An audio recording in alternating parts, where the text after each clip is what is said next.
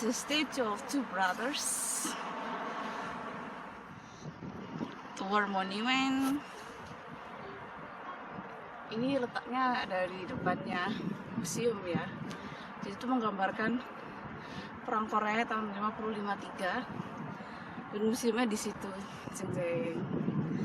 Itu semua bendera di situ itu adalah bendera negara-negara yang waktu itu membantu Korea dalam perang Korea.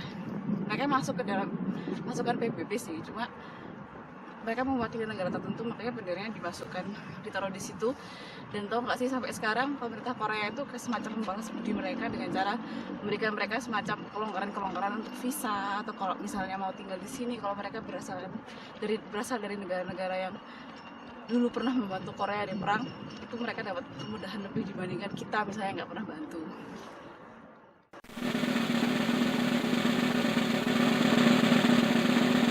Jadi ini hall yang digunakan untuk menghormati tentara-tentara yang waktu itu gugur di perang Korea.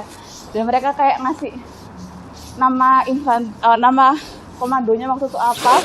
Terus di sini semua namanya mereka ada di sini. Jadi ini di pinggir-pinggirnya gerbang utama museum, dari sana sampai ke sana itu isinya begini semua. Itu yang di atas itu kayak nama dia tergabung dalam pasukan yang mana.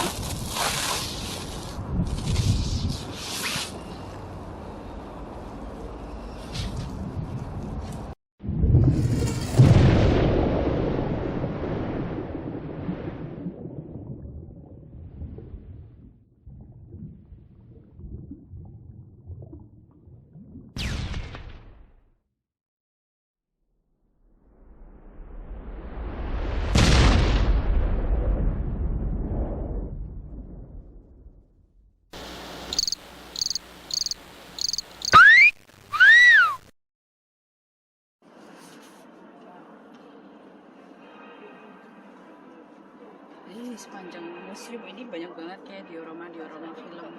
Diorama itu ada filmnya, diorama kayak gini yang kita bisa tonton lagi.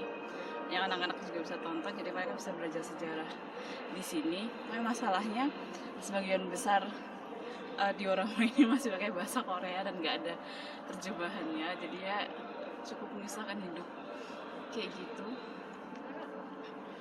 Ini juga relik-relik perangnya disimpan di sini. Tipe-tipe pesawat yang dipakai sepanjang perang kan dari tahun 50 sampai tahun 53.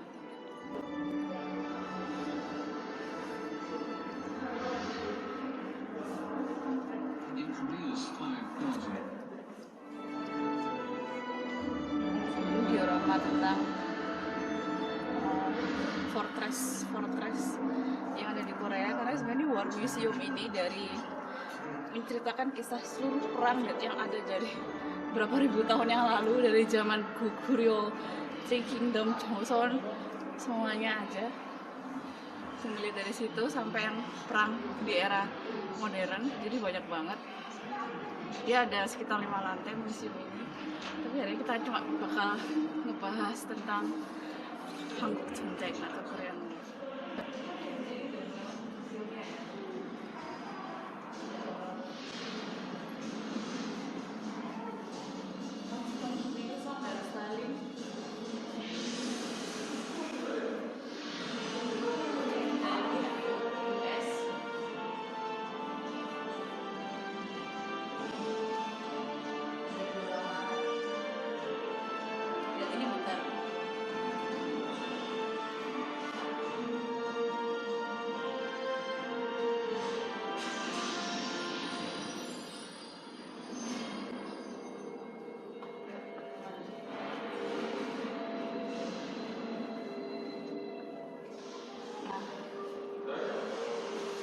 Jadi sih, ini kan udah baca di RM juga. Jadi awalnya Korea ini bukan karena yang kalah perang Jepang. Pada awalnya tuh yang ingin di fight atau yang ingin diokupasi itu adalah Jepang, bukannya Korea.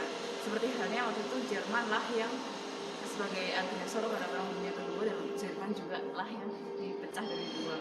Tapi karena suatu nasib yang buruk mungkin dan poor planning dari kedua superpower pada saat itu, USSR dan US, jadi yang akhirnya terbelah itu adalah Korea. Jadi di sini timelinenya, jadi mulai dari Jepang yang menyerah atau kalah perang, dan setelah itu US dan USSR kayak semacam rapat gitu, enaknya ini jajahan-jajahan Jepangnya diapakan.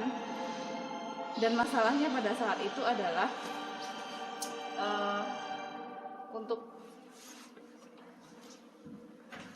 masalahnya pada saat itu US dan USSR ini sama-sama tidak tahu apa yang harus mereka lakuin kepada Korea, karena posisi Korea ini secara geopolitis kan cukup istilahnya rentan gitu, delicate, karena dia dekatnya Cina, dia berbatasan langsung dengan Uni Soviet, dan dia juga jajahannya Jepang, jadi benar-benar di tengah-tengah seperti itu. Dan pada saat itu tentara Soviet itu sudah mulai memasuki perbatasan Korea dari bagian atas, dan jelas US itu tidak ingin kayak sepanjang peninsula itu akan dikuasai oleh USSR yang waktu itu melawan ideologinya.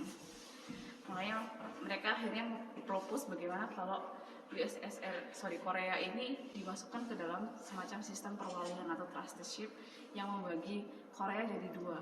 Jadi yang bagian utara punyanya USSR, di bawah trusteeship USSR, dan yang di bawah adalah yang di bagian selatan adalah di bawah trusteeship US. Tapi proses untuk negosiasi secara itu gimana trusteeship ini, pembagian Korea ini seperti apa, dan waktu itu US yang sama sekali tidak paham Korea itu seperti apa secara politik, secara historis, bahkan secara culturalnya seperti apa.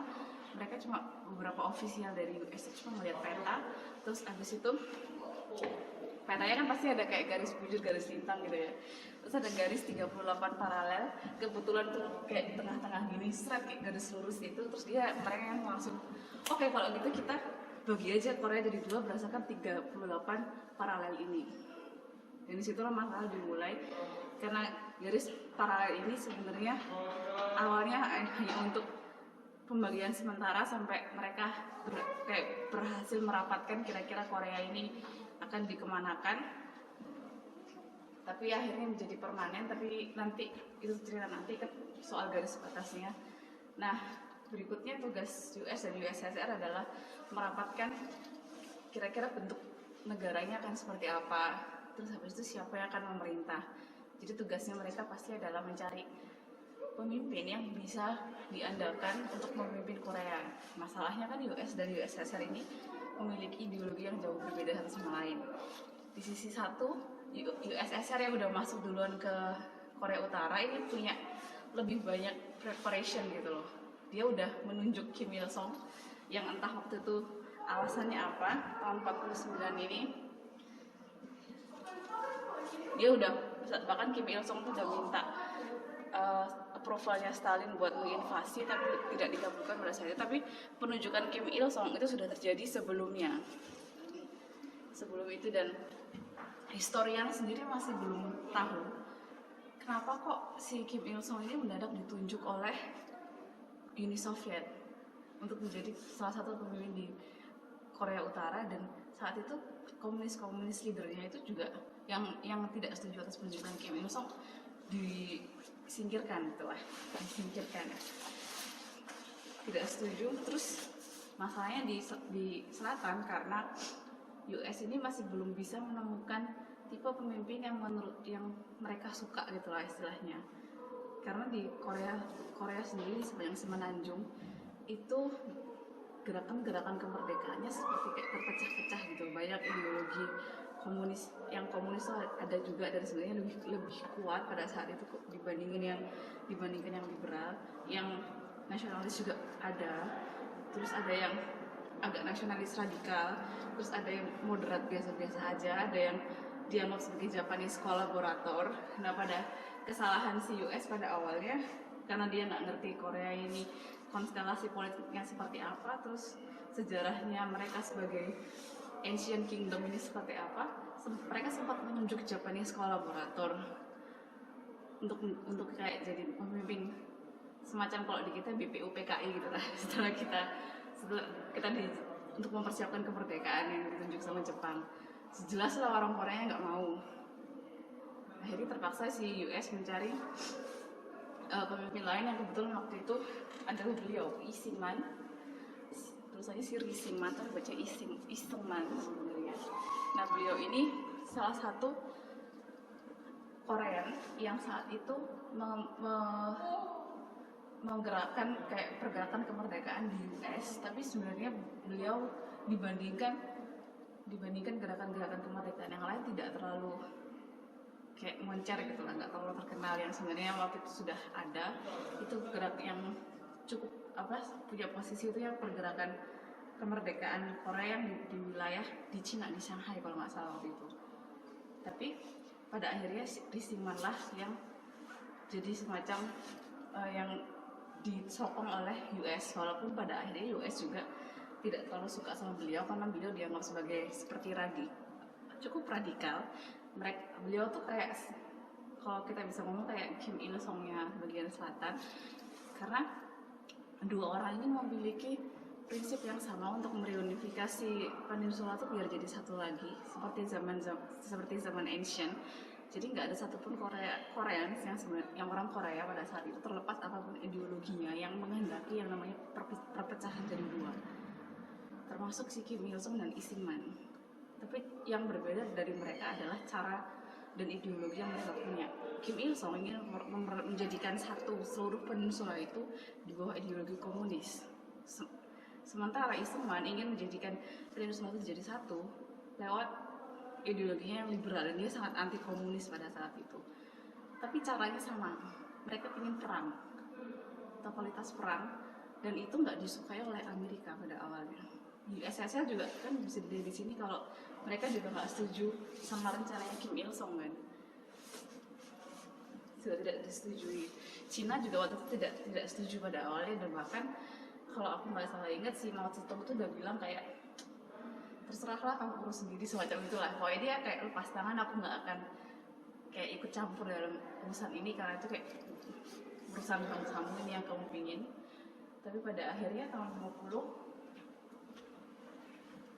si Kim Il Sung ini tahun 50 tanggal 25 bulan Juni, North Korean People Army yang menginvasi Korea Selatan, dan mereka melintasi 38 paralel line ini, dan dalam waktu 3 hari Seoul yang waktu itu capital city-nya Korea langsung jatuh ke enemy. Waktu itu yang jadi capital city-nya Korea Utara tetap Pyongyang ya, karena secara historis dari Ancient Kingdom-nya sebelumnya, mulai dari Joseon sampai mulai dari Goryeo sebenarnya. Jadi Pyongyang itu ibu kotanya Goryeo, dan setelah Korea berubah dinasti menjadi Joseon, kapitalnya memang di Seoul. Tapi Pyongyang itu juga sempat menjadi kapitalnya Joseon untuk beberapa waktu, dan itu tetap menjadi kota yang penting karena ya memang secara historis Pyongyang itu penting dan setelah mereka diokupasi oleh USSR dan US, Pyongyang dan Seoul itu tetap jadi kota yang penting, dan sampai sekarang juga begitu. Intinya masuk ke sini, dan awal sebenarnya sih kalau secara historis siapa yang mulai perang terlebih dahulu itu jelas adalah Korea Utara. Kamu kalau baca historinya US, baca historinya Korea Selatan, terus baca historinya mungkin China, mungkin bahkan akhir ini si China agak revisionis, terus Rusia kan buat histori itu pasti yang disebut sebagai penginvasi adalah Korea Utara. Tapi di Korea Utara histori itu terjadi balik, jadi mereka sih yang ada di buku sejarahnya yang menyerang kita duluan itu adalah US dan Korea Selatan dan juga UN. Pokoknya yang disalahin sebenarnya US. Mereka sebenarnya tidak terlalu menyalahkan Korea Selatan, mereka malah bilang itu mereka yang diserang terlebih dahulu, mereka yang ingin membagi kita jadi dua.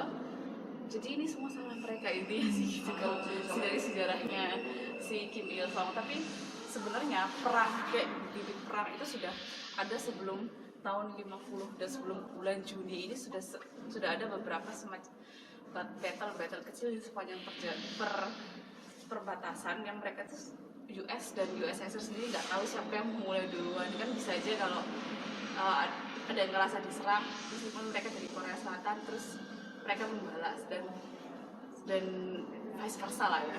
Tapi yang perang itu dimulai beberapa tahun 20 tahun